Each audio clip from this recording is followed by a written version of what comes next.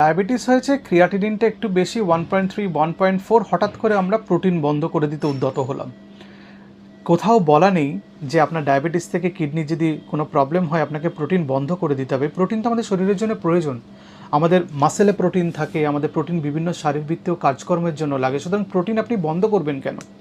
প্রোটিনের পরিমাণ আপনি কমিয়ে দিতে পারেন, কিন্তু এরকম নয় যে প্রোটিন আপনাকে বন্ধ করে দিতে হবে।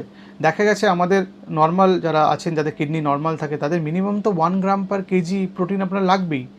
ডায়াবেটিসে কিডনির একটু প্রবলেম হলে সেটাকে একটু কমিয়ে আনতে পারেন, 0.7 বা 0.8 গ্রাম পার কেজি এরকম করতে পারেন। কিন্তু কোথাও বলা নেই যে প্রোটিন আপনাকে বন্ধ করে দিতে হবে। প্রোটিন বন্ধ করে দিলে আপনার মাসেল লস হবে, আপনি দেখতে শীর্ণকায় হবেন, আপনার শরীরে এনার্জি চলে যাবে, আপনি কাজ করতে পারবেন না ভালো করে। এবং সর্বোপরি আমাদের খাওয়াটা তো আমাদের রিক্রিয়েশন একটা।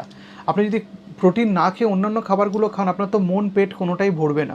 সুতরাং প্রোটিন বন্ধ করে দেওয়া কিডনির চিকিৎসা নয়, রেস্ট্রিক্ট করতে হবে।